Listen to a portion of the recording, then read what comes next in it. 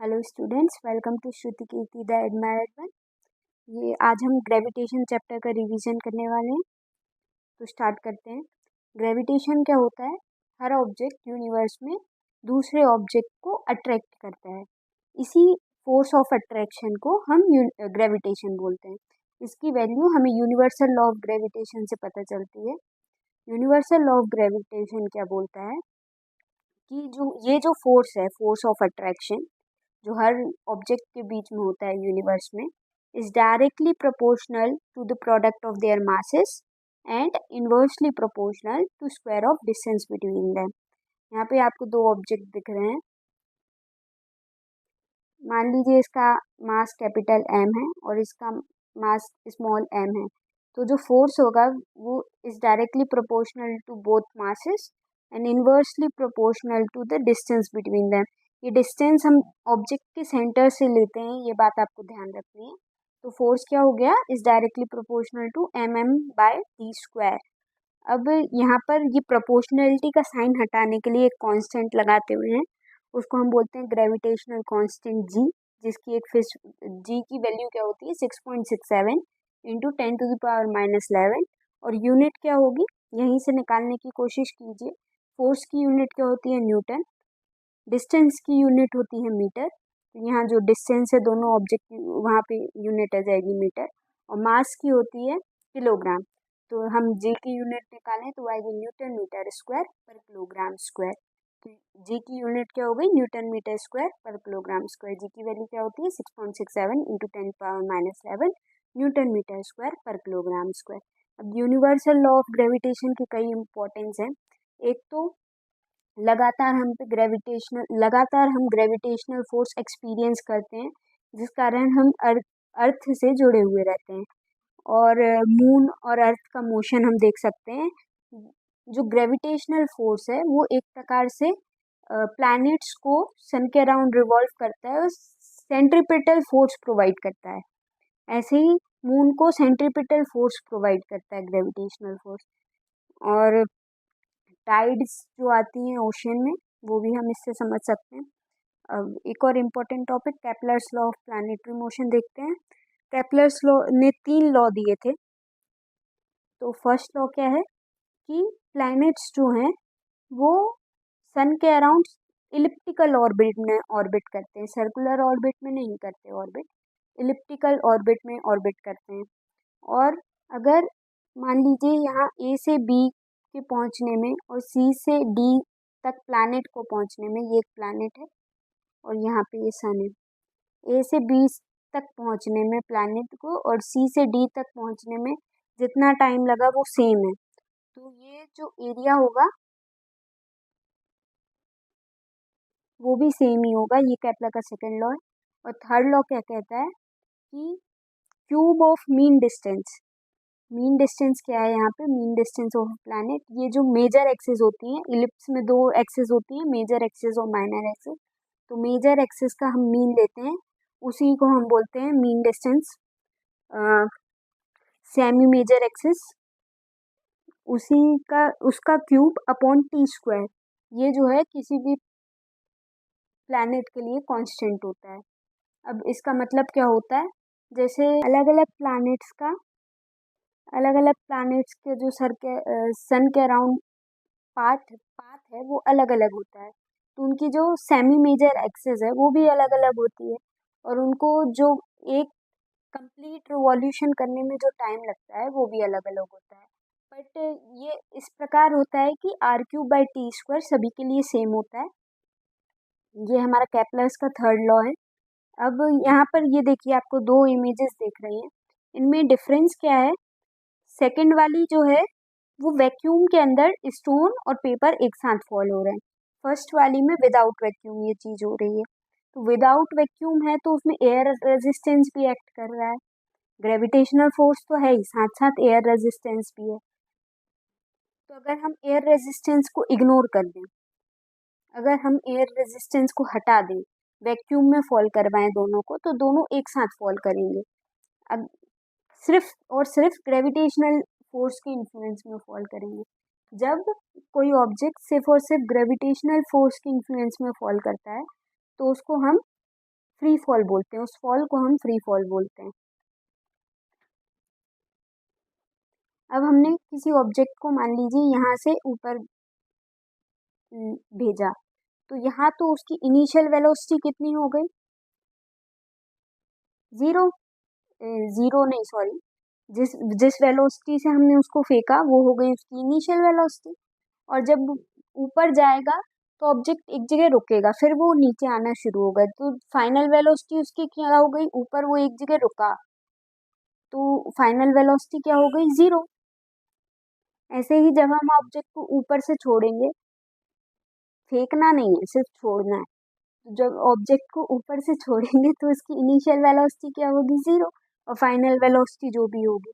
अब जब हम ऑब्जेक्ट को सिर्फ ग्रेविटेशनल फोर्स के इन्फ्लुएंस में छोड़ते हैं तो उसमें एक एक्सेलरेशन देखिए ऑब्जेक्ट का मोशन क्या होगा, अगर हमने उसको यहाँ से छोड़ा तो वो इस साइड मूव करेगा और उसकी वेलोसिटी इंक्रीज होती जाएगी। वेलोसिटी इंक्रीज हो रही है मतलब एक एक्सेलरेशन एक्सपीरियंस हो रहा है। अब ये एक्सेलरेशन है किस कारण, ग्रेविटेशनल फोर्स के कारण है, क्योंकि ऑब्जेक्ट ग्रेविटेशनल फोर्स के इन्फ्लुएंस में फॉल कर रहा है, हम फ्री फॉल की कंडीशन देख रहे हैं।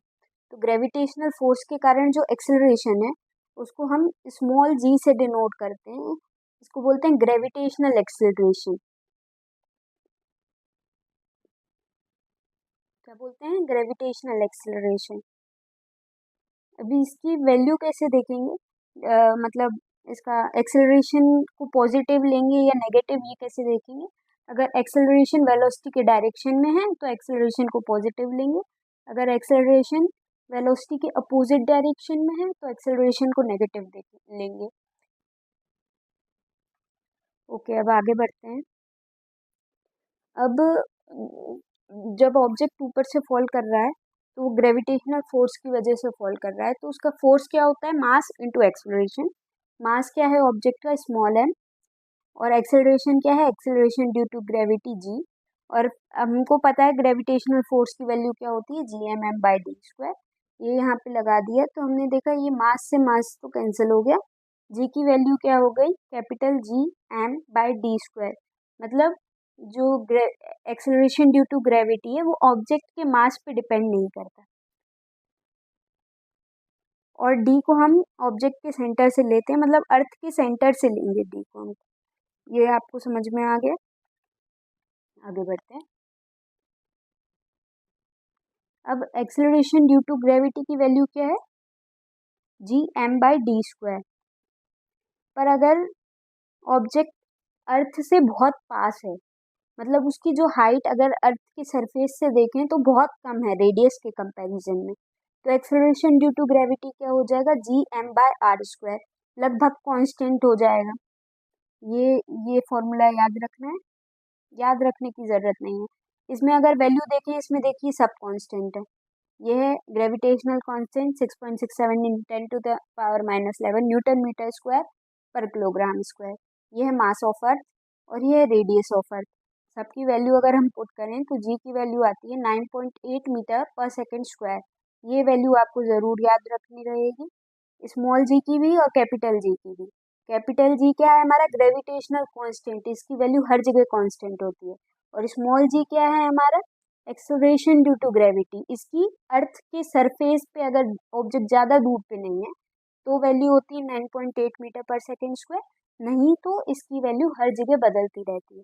अर्थ पे कुछ होगी, मून पे कुछ और होगी, किसी और प्लैनेट पे कुछ और होगी, हर प्लैनेट का एक्सेलरेशन ड्यू टू ग्रेविटी अलग अलग होगा, वहाँ फोर्स अलग अलग एक्सपीरियंस होगा। अब अब हम देखते हैं मास क्या है। किसी भी ऑब्जेक्ट में जो मैटर है, अमाउंट ऑफ मैटर है जो ऑब्जेक्ट में, उसी को हम मास बोलते हैं। इसकी एसआई यूनिट क्या होती है, किलोग्राम। मास ऑब्जेक्ट का हमेशा कांस्टेंट होता है, चाहे वो अर्थ पे हो चाहे वो मून पे हो, क्योंकि कितना मैटर ऑब्जेक्ट में प्रेजेंट है उसी को हम मास बोलते हैं। इसकी एसआई यूनिट क्या है, केजी। अब वेट क्या होता है, फोर्स।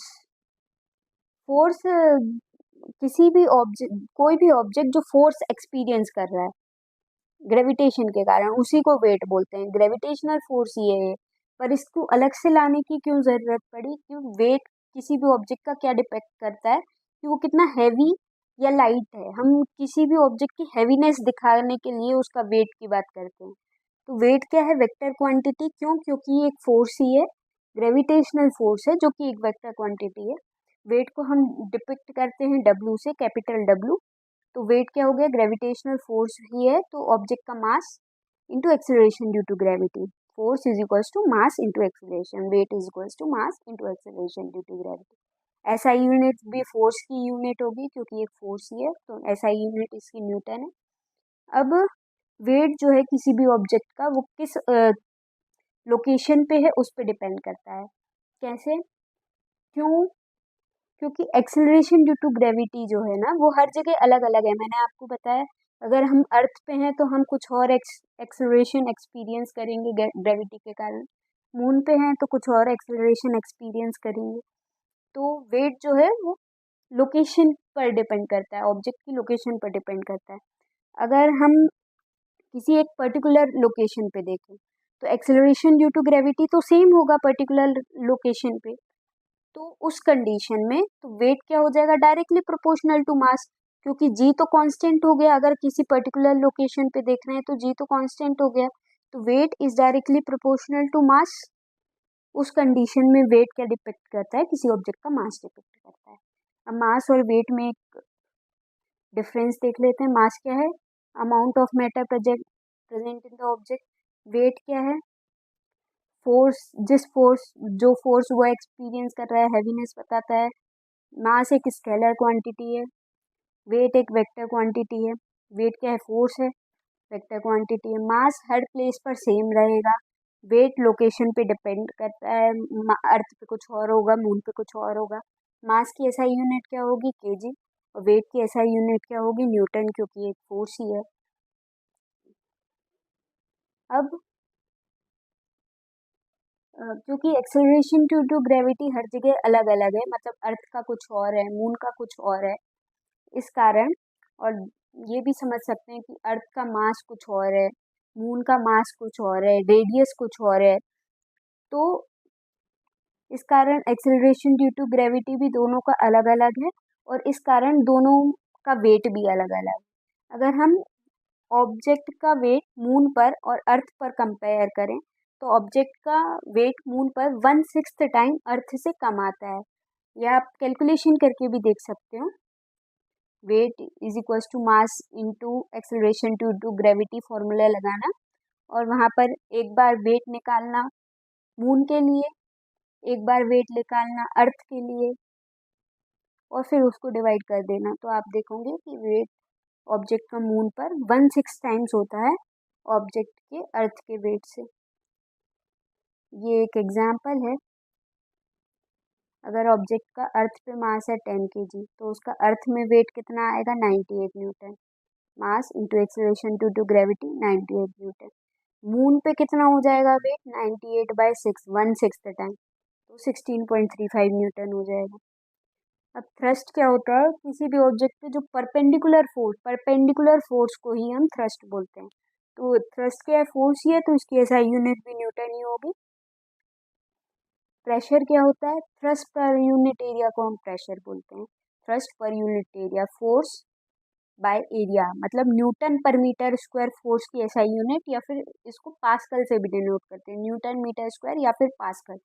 तो 1 पास्कल पूछा जाती है डेफिनेशन स्कूल में, तो 1 पास्कल क्या होगा? जब 1 न्यूटन का फोर्स लगाया 1 मीटर स्क्वायर पर के एरिया पे, तो वो जो प्रेशर एक्सपीरियंस किया वो हो गया 1 पास्कल। अब इसके कुछ एग्जाम्पल हैं।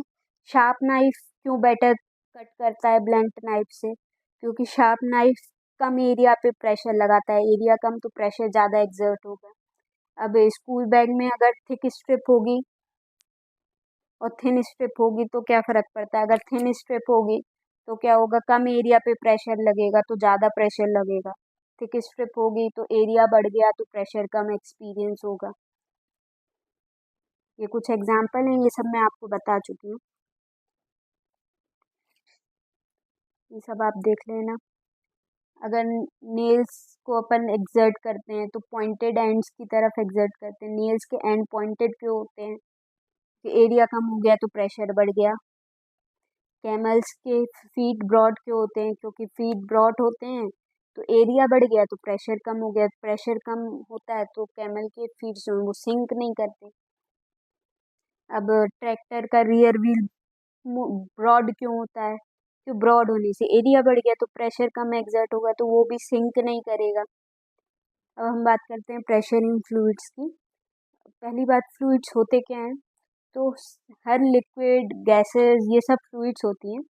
तो फ्लूइड्स जो हैं वो एक प्रेशर एक्सर्ट करती हैं, जिस भी कंटेनर में वो रखी हुई उसमें प्रेशर एक्सर्ट करती हैं। और वो जो प्रेशर जो है वो पूरे फ्लूइड में इक्वली हर डायरेक्शन में फैल जाता है, इक्वली डिस्ट्रीब्यूट हो जाता है। ओके। अब ब्यूएंट फोर्स क्या होता है? अ, कोई भी ऑब्जेक्ट जब हम फ्लूइड में डालते हैं तो वो एक अपवर्ड फोर्स एक्सपीरियंस करता है, उस अपवर्ड फोर्स को ही हम ब्यूएंट फोर्स बोलते हैं। इस कारण ही हम जब स्विम करते हैं तो हमको हल्का महसूस होता है। क्यों हल्का महसूस होता है? क्योंकि हम पर एक ब्यूएंट फोर्स भी लग रहा है। तो हम पर एक ग्रेविटेशनल फोर्स लग रहा है mg नीचे की साइड, और एक ब्यूएंट फोर्स लग रहा है ऊपर की साइड। तो नेट फोर्स जो है वो थोड़ा कम एक्सपीरियंस हो रहा है, इसलिए हमको हल्का महसूस हो रहा है। जैसे ये एग्जाम्पल है, जब हम बैल में से वाटर निकालते हैं तो जब बकेट वाटर के अंदर होती है तो हमको उसका वेट कम लगता है, और जैसे ही वाटर से बाहर निकली हमको अचानक उसका वेट ज़्यादा लगने लगता है। क्यों? पहले तो उसमें जब वो वाटर के अंदर थी उसमें ब्यूएंट फोर्स भी एक्सपीरियंस हो रहा था, पर जब वो वाटर के बाहर निकली ब्यूएंट फोर्स नहीं एक्सपीरियंस हो रहा है, सिर्फ ग्रेविटेशनल फोर्स एक्सपीरियंस हो रहा है, तो उसका वेट हमको ज़्यादा लग रहा है। अब ब्यूएंट फोर्स किसी भी ऑब्जेक्ट का दो फैक्टर्स पे डिपेंड करता है, एक तो उसकी डेंसिटी और दूसरा वॉल्यूम। वॉल्यूम जो वो डिस्प्लेस कर रहा है ऑब्जेक्ट उस पे, तो वॉल्यूम ऑब्जेक्ट का भी। तो डेंसिटी और वॉल्यूम पे ब्यूएंट फोर्स डिपेंड करता है। तो डेंसिटी होती क्या है? मास पर यूनिट वॉल्यूम को हम डेंसिटी बोलते हैं। डेंसिटी किसी भी सब्सटेंस की क्या होती है? मास पर यूनिट वॉल्यूम। कितना मास है पर यूनिट वॉल्यूम, उसको हम डेंसिटी बोलते हैं। अगर डेंसिटी किसी भी ऑब्जेक्ट की फ्लूइड की डेंसिटी से ज़्यादा है तो क्या होगा? ऑब्जेक्ट सिंक कर जाएगा। अगर कम है तो ऑब्जेक्ट फ्लोट करेगा। अब आर्किमेडीज प्रिंसिपल देखते हैं। आर्किमेडीज प्रिंसिपल हमको बेसिकली ब्यूएंट फोर्स की वैल्यू बताता है। आर्किमेडीज प्रिंसिपल क्या कहता है? किसी भी ऑब्जेक्ट को जब हमने फ्लूइड में डिप किया तो उस पर जो ब्यूएंट फोर्स होता एक्ट कर रहा है उसकी वैल्यू उस ऑब्जेक्ट ने जितना वाटर डिस्प्लेस किया उसका जो वेट होगा वो ही ब्यूएंट फोर्स की वैल्यू हमको बताएगा। ये कहता है हमारा आर्किमेडीज प्रिंसिपल। उसका जो वेट होगा वो ब्यूएंट फोर्स की वैल्यू के बराबर होगा। तो वाटर डिस्प्लेस हुआ, फ्लूइड डिस्प्लेस हुआ, उसका जो वेट होगा वो ब्यूएंट फोर्स की वैल्यू के बराबर होगा। फ्लूइड कितना डिस्प्लेस होगा? फ्लूइड कितना डिस्प्लेस होगा? जितना ऑब्जेक्ट का वॉल्यूम होगा उतना ही तो फ्लूइड डिस्प्लेस होगा।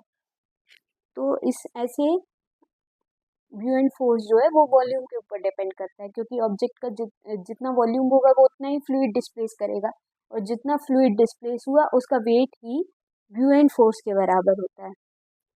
आर्किमेडीज प्रिंसिपल के हमने कई सारे एप्लीकेशन देखे थे। जैसे सबमरीन में क्या होता है, एक टैंक होता है उसमें वाटर फिल रहता है। तो अगर हमको ऑब्जेक्ट को फ्लोट कराना है तो हम उस वाटर को बाहर निकाल देंगे। उससे क्या हो गया? मास कम हो गया। मास कम हो गया तो ग्रेविटी के कारण जो फोर्स लग रहा है उस पर वो कम हो गया। ग्रेविटी के कारण फोर्स कम हो गया तो ऑब्जेक्ट फ्लोट करने लगा, क्योंकि उस पर ऑलरेडी ब्यूएंट फोर्स तो एक्सपीरियंस हो ही रहा है। तो अगर ब्यूएंट फोर्स एक्सेलरेशन अगर ब्यूएंट फोर्स ग्रेविटेशनल फोर्स से ज़्यादा हो गया तो ऑब्जेक्ट फ्लोट करने लगेगा। ऐसे ही शिप को ऐसे डिज़ाइन किया जाता है कि वो large amount of water displace करे। तो वो अमाउंट ऑफ वाटर डिस्प्लेस का वेट ही ब्यूएंट फोर्स के बराबर होता है। अगर ज़्यादा अमाउंट ऑफ वाटर डिस्प्लेस करेगी तो ब्यूएंट फोर्स की वैल्यू भी ज़्यादा होगी, तो शिप जो है वो फ्लोट करेगी। अब हम देख लेते हैं एक last topic, relative density. Relative density किसी भी सब्सटेंस की क्या होती है? उसकी ऑब्जेक्ट की डेंसिटी सब्सटेंस की डेंसिटी अपॉन वाटर की डेंसिटी या फ्लूइड की डेंसिटी, जिसके कंपेयर में अपन रिलेटिव डेंसिटी मेजर कर रहे हैं। अब अगर ऑब्जेक्ट रिलेटिव डेंसिटी की वैल्यू अगर 1 से ज़्यादा आती है, मतलब सब्सटेंस की डेंसिटी ज़्यादा है वाटर की डेंसिटी से, तो क्या होगा, ऑब्जेक्ट सिंक कर जाएगा। अगर रिलेटिव डेंसिटी 1 से बड़ी है तो ऑब्जेक्ट सिंक कर जाएगा, अगर 1 से छोटी है तो ऑब्जेक्ट फ्लोट करेगा। Thanks for watching, like, subscribe and share.